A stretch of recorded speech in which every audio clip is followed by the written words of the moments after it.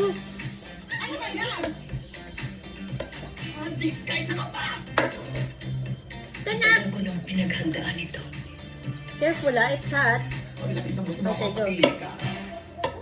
Wow. Wow.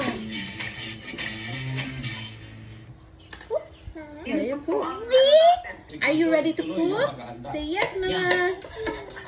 Okay, ready? 1, 2, 3. As I said, hindi pa ako umuupo doon. Okay, mix. But I would assume, and ano Mix. naman, ganun naman talaga dapat. Mix, mix, mix.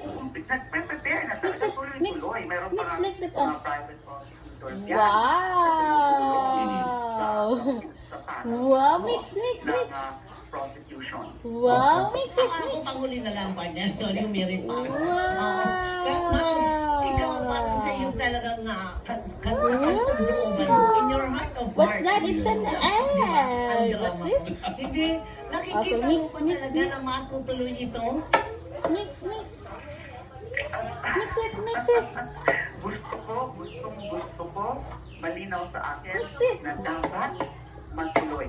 Mix it. Ano na sila, magkukonsin na sila. So, hindi ko maiwasan na mag-agam-agam, hindi ko maiwasan to feel It's hot, ah. about what's happening. But Presidente Sara Duterte. Yung po ba ay parang,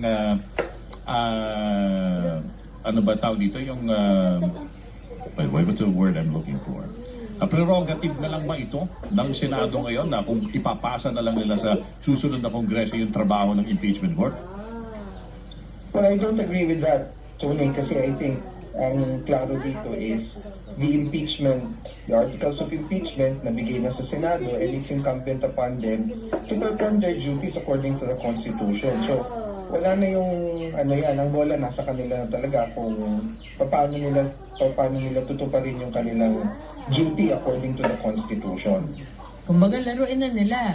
Dribble nyo, i-shoot nyo, mag-time out kayo kung gusto nyo.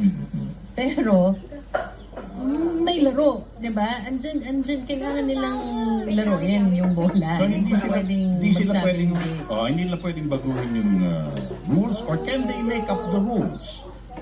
Well, they can make the rules, pero remember that the rules are subordinate to the Constitution. Okay.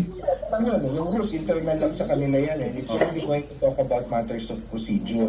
Pero yung substantive component ng proseso, hindi pwedeng sila lang yung magdidesisyon nun. At yun ay nakasaad sa kung ano yung tinatakda ng Constitution natin. At dito, klaro, I think, that the Senate should really convene as an impeachment court as soon as possible. Kasi, maintindihan natin na siguro yung dynamics in the past few months, may election, etc., etc. But I think they're running out of excuses from actually starting the impeachment process. So kailangan na talaga nilang simulan yan kung ako ang tatanungin. So you think they're only making excuses right now? Well, hindi natin may tatanggi, Tony, that right now, hindi pa klaro kung paano yung magiging leadership sa Senate. And it's not really surprising. Everyone! Nag-ramp up lang yung charges. Umana siya gluto. Nag-eat na siya.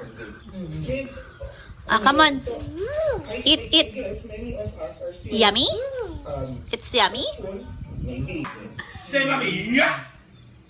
Ako kasi parang we keep on insisting that it's political because we are making it political. Di ilabas na nga natin dito sa sphere ng that politics.